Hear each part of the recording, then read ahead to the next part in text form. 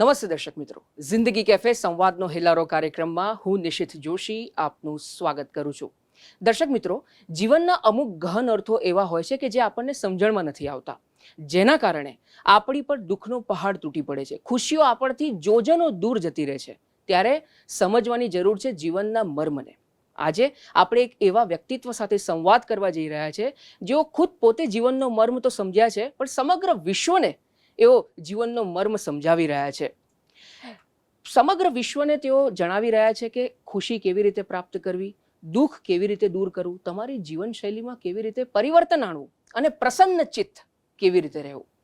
ત્યારે આજે આપણે વાત કરીશું બ્રહ્માકુમારી સિસ્ટર शिवानी, જેને આપણે પ્રેમથી शिवानी दीदी तरीके ओळखीए છીએ. शिवानी दीदी, आपका बहुत बहुत स्वागत है जिंदगी कैफे कार्यक्रम में. ओम शांति. ओम शांति. दीदी, सबसे पहले तो बहुत सारी बातें करनी है आपसे. सोशल इश्यूज के ऊपर बात करनी है, बच्चों के बारे में भी बात करनी है, युवाओं के बारे में भी बात करनी है. शुरुआत आपके बचपन से करते हैं, क्योंकि आपने, जैसे मैंने इंट्रोडक्शन में कहा, आप खुद जीवन के मर्म को समझे. पहले आपका बचपन, आपकी पढ़ाई, आपने इलेक्ट्रॉनिक्स इंजीनियरिंग की पढ़ाई की, फिर मास्टर्स किया कंप्यूटर इंजीनियरिंग में, और फिर अध्यात्म की ओर आपका झुकाव. तो ये कैसे हुआ? पढ़ाई के बाद सीधा अध्यात्म की तरफ आपका झुकाव जो है, तो वो जर्नी के बारे में आप बताइए.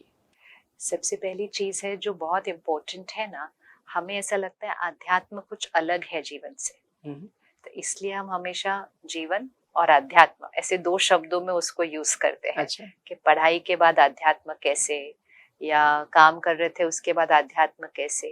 तो वो एक बहुत बेसिक क्लैरिटी सबके लिए बहुत जरूरी है कि स्पिरिचुअलिटी, अध्यात्म कोई एक अलग रास्ता नहीं है. अच्छा. हाँ, कोई संन्यास लेता है और कोई अपना घर गृहस्थ परिवार छोड़कर समर्पण होकर सन्यासी जीवन जीता है, तो हम कह सकते हैं कि हम इस रास्ते चल रहे थे और हम उस रास्ते कैसे गए.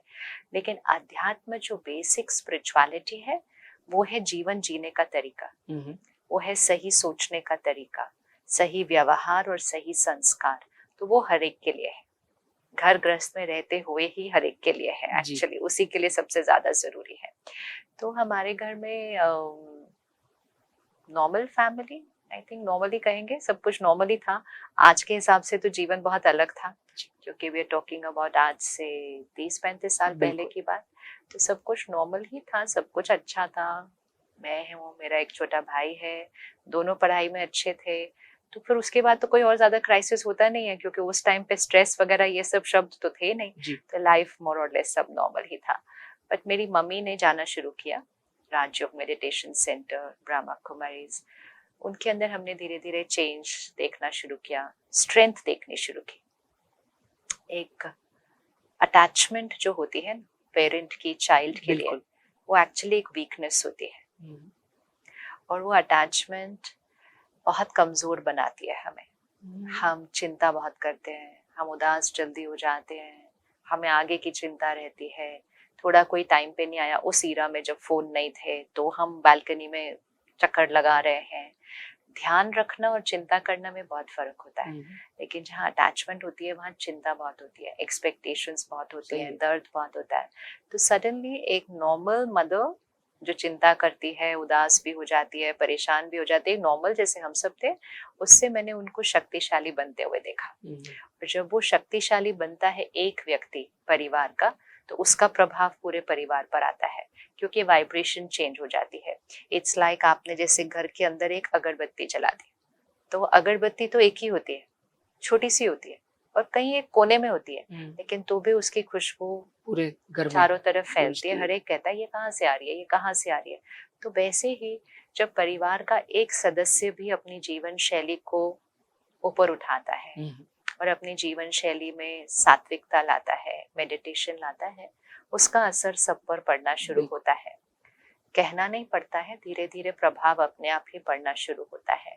तो ऑब्वियसली क्योंकि वो सेंटर जा रही थी, उनको अपने अंदर चेंज लगा, तो उन्होंने हम सबको कहा ही बार बार, बट हमें जरूरत नहीं लग रही थी, क्योंकि उस समय सच्ची में कोई टेंशन वगैरह ऐसी नहीं होती थी. एक ही चीज की टेंशन होती थी बच्चों को, होती थी पढ़ाई, और अगर आप पढ़ाई में ठीक हो फिर तो कोई टेंशन थी ही नहीं उससे. तो इसीलिए कोई टेंशन ऐसे लगती नहीं थी.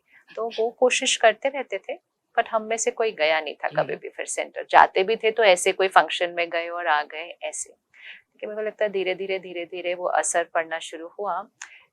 एक दिन फिर मैंने खुद ही कहा था अच्छा। कि मुझे भी जाकर देखना है, अच्छा। कि मुझे भी ये मेडिटेशन सीखना। जाते तो हम पहले भी थे, बट वो तो ऐसे ही गए, प्रोग्राम में आ गए, कि मुझे भी ये मेडिटेशन सीखना है। फिर सीखा, वो भी एक जर्नी है। फिर उसके बाद भी आप इमिजिएटली नहीं करना शुरू करते हैं, फिर कभी कर रहे हैं, कभी जा रहे हैं, कभी नहीं जा रहे हैं। उस पूरी जर्नी के ट्रांजिशन से गुजरते गुजरते एक स्टेज पर पहुंचते हैं जब हम रोज करना शुरू करते हैं। लेकिन उसके पीछे कोई कारण नहीं था। अच्छा। ऐसा नहीं कि कुछ प्रॉब्लम आई है या कोई क्राइसिस था, ऐसा कुछ नहीं है। बहुत ग्रेजुअल जर्नी, जो घर में एक ने शुरू की, दूसरों ने एक्सपेरिमेंट किया, और फिर हम बाकी सब ने अपने अपने समय अनुसार उसको करके अपनी अपनी स्पीड पर चलाया है। हर एक की जर्नी अलग रही। हर एक की जर्नी अलग रही, आपकी जर्नी भी एक डिफरेंट हाँ। जोन में गई। दीदी, समाज का जो अभी का जो परिप्रेक्ष्य है उसके बारे में मैं बात करना चाहूंगा आपसे। आज इस समाज को आप किस दिशा में जाते हुए देख रहे हैं? दो दुनिया होती है, एक बाह्य जगत, एक आंतरिक जगत। तो जब बाह्य जगत की तरफ देखें तो प्रगति ही प्रगति है, उसमें तो कोई संशय की बात ही नहीं है। और आने वाले कुछ वर्षों में और प्रगति होगी, वो भी हम देख ही रहे हैं। देश भी प्रगति की ओर है, विश्व भी बहुत सारी ऐसी चीजें, नए आविष्कार आ रहे हैं। वैसे भी मेजोरिटी, कितनी सारी चीजें हम आज यूज करते हैं जो 25-30 साल पहले थी ही नहीं। तो इवन अगर हम ये पिछले 25-30 साल देखें तो बहुत प्रगति हुई है, उसी और फास्ट गति से आगे भी होगी। तो वो है बाह्य जगत, हर चीज जो इन आंखों से दिखाई देती है उसके जगत में प्रगति है। और दूसरा होता है आंतरिक जगत, अर्थात मेरे मन की स्थिति, मेरी भावनाएं, मेरी सोच, एंड सबसे इम्पोर्टेंट मेरे संस्कार। और फिर उनका प्रभाव पड़ता है मेरे शरीर की सेहत पर, और फिर उनका प्रभाव पड़ता है मेरे रिश्तों पर। तो वहाँ इस जगत में धीरे धीरे धीरे धीरे दिखाई देता है कि हम पहले से थोड़ा ज्यादा कॉम्प्लिकेटेड होते जा रहे हैं। तो 25-30 साल पहले कभी कभी टेंशन होती होगी, अभी स्ट्रेस रोज ही एक शब्द बन चुका है ना। तो ऐसा तो कुछ हुआ नहीं, बाहर की जीवन तो कंफर्टेबल हो गई है। लेकिन अगर हम सोचें कि ऐसा क्यों हुआ, तो यही लगता है कि पिछले 25-30 सालों में इतनी नई नई चीजें आई ना हमारे पास। तो वो ऐसे था जैसे एक बच्चा जिसको नया खिलौना मिला हो। अगर आपके घर में आपके बच्चे को जिस दिन नया खिलौना मिलेगा ना, वो कुछ और नहीं करेगा। उसको बोलो खाना खा लो, बोलेगा नहीं मुझे खेलना है। सो जाओ, नहीं मुझे खेलना है। पढ़ लो, नहीं मुझे खेलना है, क्योंकि उसको नया खिलौना मिला है। इसी तरह पिछले 25 सालों से हमें रेगुलरली नए खिलौने मिल रहे हैं। रेगुलरली नया खिलौना। पहला एक घर पे टीवी आया, एक लैंडलाइन आया, फिर फोन आया, फिर मोबाइल आया, फिर लैपटॉप आया, फिर इंटरनेट।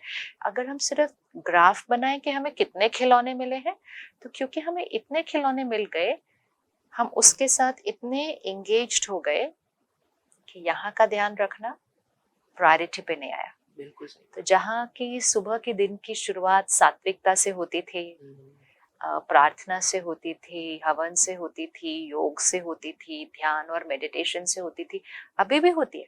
ऐसा नहीं है कि अभी नहीं होती है, अभी भी होती है।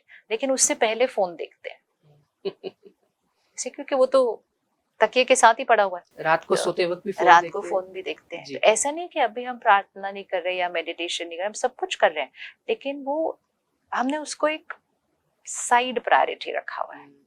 तो सुबह उठते पहले आंख से हम फोन देखेंगे, फिर हम ऐसे ऐसे करके सारा कुछ देख लेंगे।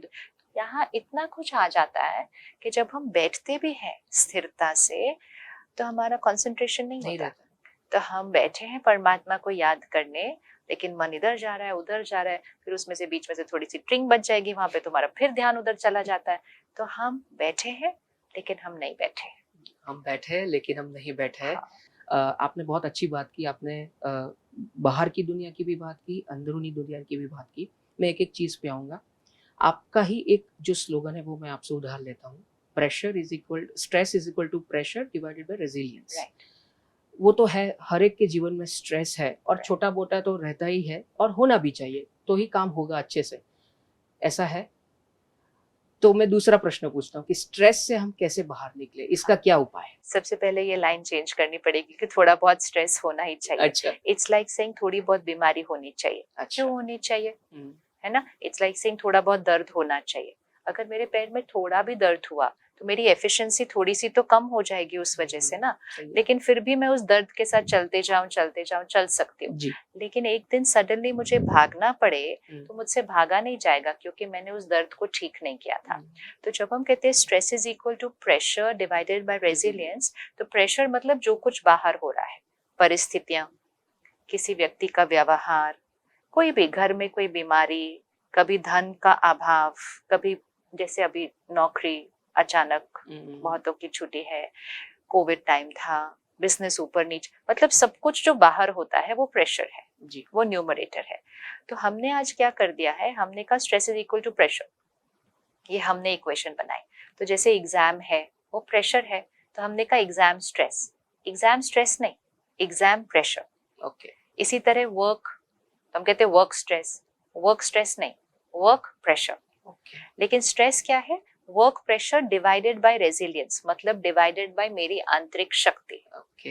Exam pressure divided by resilience, मेरी आंतरिक शक्ति। इसीलिए हर बच्चे को अलग अलग लेवल ऑफ स्ट्रेस होगा। जी। इसी तरह सेम वर्क प्लेस पे सेम काम करते हुए सेम प्रेशर में हर एक को अलग अलग लेवल ऑफ स्ट्रेस होगा, क्योंकि स्ट्रेस परिस्थिति से नहीं, परिस्थिति डिवाइडेड बाय आंतरिक स्थिति, आंतरिक शक्ति। अब प्रेशर तो हमारे कंट्रोल में नहीं है।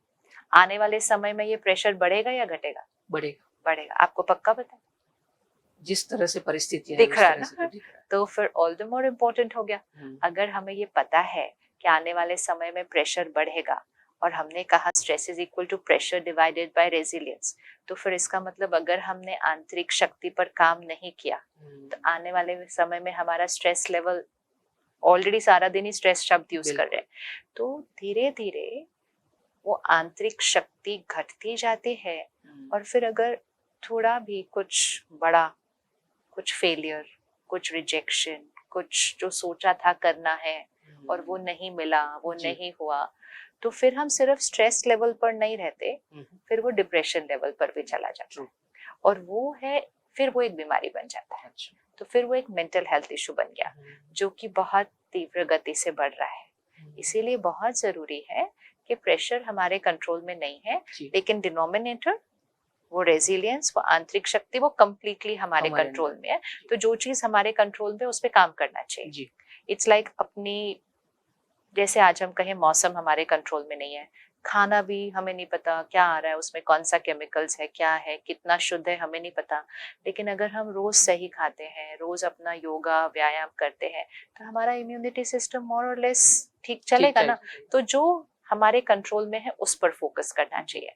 तो यहाँ की शक्ति हमारे कंट्रोल में है। तो डिनोमिनेटर को बढ़ाते जाएं, स्ट्रेस लेवल धीरे धीरे घटता जाएगा, और बहुत जल्दी बहुत घटना शुरू हो जाता है। और मोस्ट इम्पोर्टेंट है, उससे 99.9% चांस है कि आप एक मेंटल हेल्थ इशू की तरफ नहीं जाएंगे। तो it is also a prevention, कि मेंटल हेल्थ इशू का प्रिवेंशन। आज हम अवेयरनेस क्रिएट कर रहे हैं मेंटल हेल्थ इशू के बारे में, क्योंकि बहुत इंपॉर्टेंट है, क्योंकि बहुतों को पता नहीं चलता है कि उनको डिप्रेस्ड फील हो रहा है, थोड़ा आसपास के लोगों को भी पता नहीं चलता है, क्योंकि वो लो फीलिंग को वो कहते हैं तो नॉर्मल है, तो वो फिर कई बार डिप्रेशन भी नॉर्मल इमोशन में चला जाता है। लेकिन आने वाले समय में ये बढ़ता जाएगा, तो हमें अभी से अपना ध्यान रखना है, क्योंकि हम अपना ध्यान रखेंगे तो बच्चों को भी आएगा कि कैसे ध्यान रखना है, क्योंकि उनकी जो जीवन होने वाली है, मतलब आज से 10 साल के बाद, आज से 20 साल के बाद, वो प्रेशर बहुत हाई होने वाला है, और आंतरिक शक्ति उनकी थोड़ी सी हमारे से कम है। जनरल, स्पेसिफिक नहीं, स्पेसिफिक तो बहुत पावरफुल लोग, बट ओवरऑल जनरलाइज्ड अगर हम देखें तो हमारी आंतरिक शक्ति हमारे बड़ों से कम है, क्योंकि उन्होंने जितनी कठिनाइयां देखी, जितने चैलेंजेस देखे, जितने कमी में जीवन जिया, कितने ज्यादा लोगों के साथ एडजस्ट किया। जब आप ज्यादा लोगों के साथ एडजस्ट करते हो ना, आपकी शक्ति वैसी बढ़ जाती है, क्योंकि झुकना पड़ता है, क्षमा करना पड़ता है, एडजस्ट, मतलब बहुत बार झुकना पड़ता है ना, तो शक्ति। फिर हम जो जनरेशन आई, हमारे परिवार छोटे होने लग गए हैं, न्यूक्लियर फैमिली है। हम कम लोगों के साथ जी। रहते हैं, अब ये और कम। तो इसीलिए आंतरिक शक्ति इनकी थोड़ी सी घट रही है, तो हमें उसका ध्यान रखने के लिए अगर घर के बड़े ध्यान रखेंगे तो सबसे पहला बेनिफिट बच्चों को होगा। सबसे पहला बेनिफिट बच्चों को होगा। मॉडर्न पेरेंटिंग की मैं बात करूंगा, आप बहुत अच्छा प्रवचन देती है मॉडर्न पेरेंटिंग के ऊपर। इससे पहले मुझे एक आध बात करनी है। स्पिरिचुअलिटी जो है, आपके हिसाब से स्पिरिचुअलिटी क्या है, और स्पिरिचुअलिटी स्टेमिना हम कैसे बढ़ाएं? स्पिरिचुअलिटी मतलब सही सोच, सही संस्कार, राइट। मतलब परिस्थिति आएगी, लेकिन परिस्थिति के सामना करने वाली शक्ति मैं हूँ।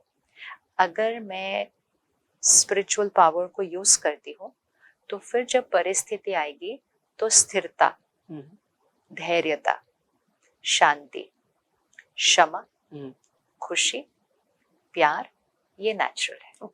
क्योंकि आप उस शक्ति को यूज कर रहे हैं, मतलब आपने आत्मा रूपी बैटरी को क्या किया हुआ है, थोड़ा सा चार्ज किया हुआ है।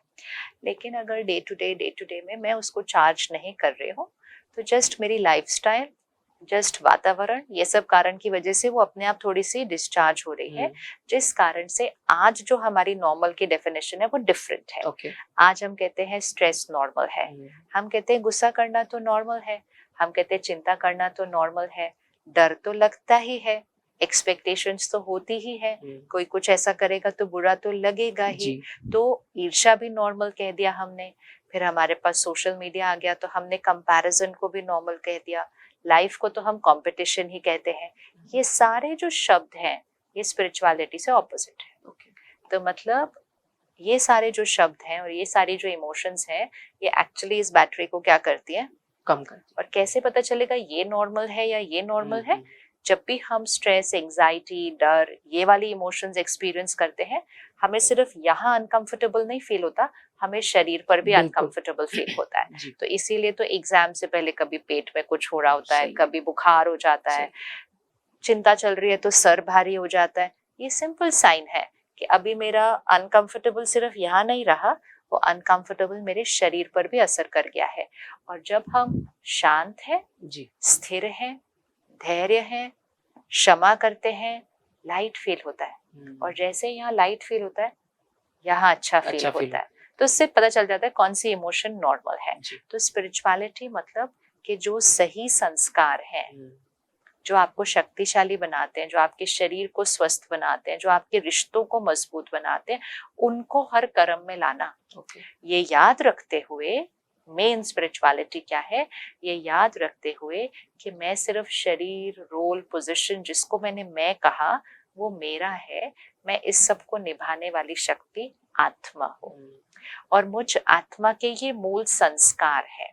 आज हम ऑपोजिट बोलते हैं, हम कहते हैं शांति चाहिए, खुशी चाहिए, प्यार चाहिए, शक्ति चाहिए, और फिर उसको कहाँ ढूंढ रहे हैं?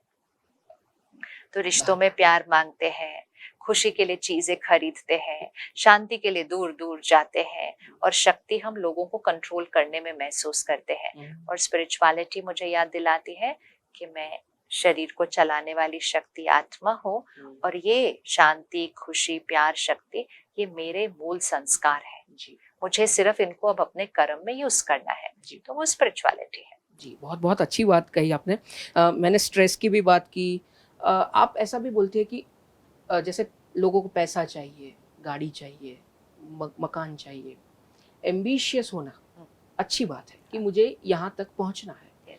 लेकिन जब प्रॉब्लम तब शुरू होती है जब लोग ओवर एम्बिशियस होते हैं, आउट ऑफ वे जाके मनी कमाने की बात है, या आउट ऑफ वे जाके अच्छी पोजीशन लेने की बात है। तो इससे हमारे शरीर पे जिस प्रकार के जो प्रभाव होते हैं, उसको आप किस तरह से देखती है, और आने वाले दिनों में ये सब चीजें बढ़ रही है दीदी? एम्बिशन मतलब एक गोल।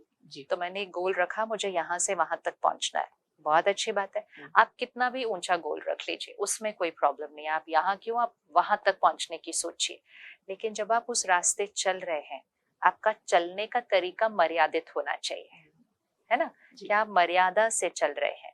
अगर आपके आसपास भी कोई चल रहे हैं, आप उनको भी सहयोग दे रहे हैं। अगर कोई रास्ता पूछ रहा है तो उसको भी सही रास्ता बता रहे हैं।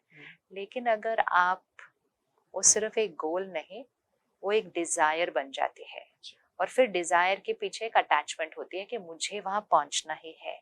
फिर एक डर होता है कि मैं नहीं पहुंचा, कोई और पहुंच गया तो हमने रास्ते में किसी को सहयोग नहीं देना। फिर और ही अगर हमें लगा कि कोई अच्छे से चल रहा है तो हमने थोड़ा सा अपना पैर बीच में अटका देना है। वो है रॉन्ग तरीके अपनाना आगे जाने के लिए, या रॉन्ग भी नहीं कहते लोग उसको, फास्ट तरीके। कि मुझे फास्ट आगे जाना है। तो 2 चीजों का ध्यान रखना है। एक, मर्यादित तरह से अपने गोल पर चले, मर्यादाओं के बंधन में अपने आप को बांध के रखें कि जो भी करें वो एथिक्स के हाईएस्ट लेवल पर होना चाहिए। क्योंकि आपका गोल सिर्फ एक गोल है, लेकिन हर स्टेप पे आपका एक कर्म बन रहा है और हर कर्म का एक परिणाम होता है और कर्म के परिणाम से भाग्य बनता है। तो आपका गोल तो सिर्फ आपके भाग्य का एक छोटा सा हिस्सा है, लेकिन उस रास्ते चलते हुए जिस तरह के आपने कर्म किए थे उस तरह का भाग्य आपके पास आने वाला है। तो अटेंशन। तो कर्म और भाग्य दोनों एक साथ चलते, ऐसा कह सकते हैं? हाँ, हैंड इन हैंड, बिल्कुल। आप कर्म करते जाइए, उसी क्षण आपका परिणाम फिक्स होता जाता है। अच्छा, कर्म की बात की आपने दीदी। कुछ लोग ऐसे होते हैं समाज में कि बहुत मेहनत करते हैं लेकिन फिर भी उनको सफलता नहीं मिलती, और कुछ ऐसे लोग हैं जो कम मेहनत करते हैं या कम कोशिशें करते हैं, तुरंत उनको इंस्टेंट सक्सेस मिल जाती है। राइट। तो इसको आप कर्म से जोड़ते हैं? यस। कर्म कौन कर रहा है? कर्म मैं आत्मा कर रही हूँ। वो तो मुझे कभी याद ही नहीं था कि संस्कार भी किसके, इस एनर्जी के। यहाँ एक शक्ति है जो इस शरीर को चला रही है। शरीर थोड़ी कुछ कर सकता है। अभी मैं आत्मा शरीर छोड़ू तो डॉक्टर इसको डेड बॉडी बोलेगा जी। वो बोलेगा बॉडी को लेकर जाओ, तो वो बॉडी बोलता है ना, उसके बाद नाम भी नहीं लेंगे उसका वो, क्योंकि आत्मा वो शक्ति है। आत्मा अर्थात जो सोचती है, जो निर्णय करती है, परखती है, फिर उसको कर्म में लाती है, वो आत्मा है। और आत्मा अजर, अमर, अविनाशी है। राइट। तो एक क्षण में जब मैंने ये शरीर छोड़ा, मतलब डेथ, तो मैं आत्मा कहाँ जाऊंगी? तो मैं आत्मा ने एक माँ के गर्भ में प्रवेश करके अगला शरीर लेना है। अब जैसे ही अगला शरीर लिया, कुछ महीनों के बाद एक बच्चा पैदा होता है जी। और जैसे ही बच्चा पैदा होता है तो पंडित जी उसकी जन्म पत्री बनाते हैं, और उस जन्म पत्री में तो उस बच्चे के भाग्य की काफी सारी बातें लिखी हुई होती हैं। तो वो भाग्य कैसे लिखा? अभी तो उस बच्चे ने कोई भी कर्म नहीं किया है, लेकिन वो भाग्य उस आत्मा का लिखा जा रहा है। अच्छा। क्योंकि वो आत्मा वो कर्म करके आई है। तो बहुत सारी हमारी मोटी मोटी चीजें जीवन की उस जन्म पत्री में लिखी होती हैं, क्योंकि वो मैं आत्मा कर्म करके आई हूँ। अच्छा। इसीलिए एक ही क्षण पर 2 बच्चे पैदा होंगे, एक ही शहर में, एक ही हॉस्पिटल में पैदा होंगे, लेकिन दोनों का भाग्य अलग अलग होगा। एक ही परिवार में जुड़वा बच्चे पैदा होंगे, दोनों का भाग्य 1 मिनट का भी फर्क होगा, कब ज्यादा से ज्यादा, लेकिन भाग्य में दिन और रात का फर्क हो सकता है। क्योंकि इस समय उनके माँ बाप वही है, उनका परिवार वही है, उनका स्कूल, उनकी पालना, उनकी परवरिश, उनके पास जो साधन, सब कुछ सेम है, लेकिन फिर भी भाग्य अलग अलग क्यों है? क्योंकि दोनों का पास्ट कर्म और संस्कार दोनों का अलग है। तो जैसे आपको दिखाई दे कि कल एक एग्जाम है और 2 बच्चे कल एग्जाम दे रहे हैं, एक बच्चा बिल्कुल नहीं पढ़ रहा और एक बच्चा लगा हुआ है, सुबह से रात तक पढ़ता जा रहा है, तो हमें लगेगा जो बहुत पढ़ रहा है वो कल उसके बड़े अच्छे नंबर आएंगे। अगले दिन ऑपोजिट होता है, जिसने बहुत बहुत बहुत पढ़ा वो फेल हो गया और जिसने बिल्कुल नहीं पढ़ा फर्स्ट आ गया। तो हम कहते हैं ऐसे कैसे हो सकता है?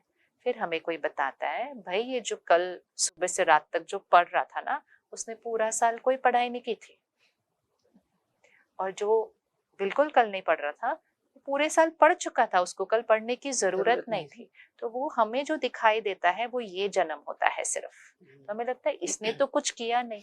इसने मतलब क्या? इसने मतलब इस शरीर में आकर उसे ज्यादा मेहनत नहीं करनी पड़ी, लेकिन वो आत्मा अपने मेहनत, अपने कर्म, अपने संस्कार लेकर आई है। बिना मेहनत के किसी को कुछ नहीं मिलता, और अगर किसी को मेहनत करते हुए भी मुश्किल हो रही है तो वो कुछ कर्म करके आए हैं और उससे कोई फर्क नहीं पड़ता। ऐसा नहीं है कि उनको नहीं मिलेगा, उनको सिर्फ अपने प्रेजेंट कर्म में थोड़ा सा एफर्ट ज्यादा करना है। બ્રહ્માકુમારી શિવાની દીદી સાથે બાકીનો સંવાદ નિહાળો આવતા રવિવારે બપોરે 12:30 કલાકે માત્ર ડીડી ગિરનાર અને અમારી YouTube channel DD news Gujarati પર।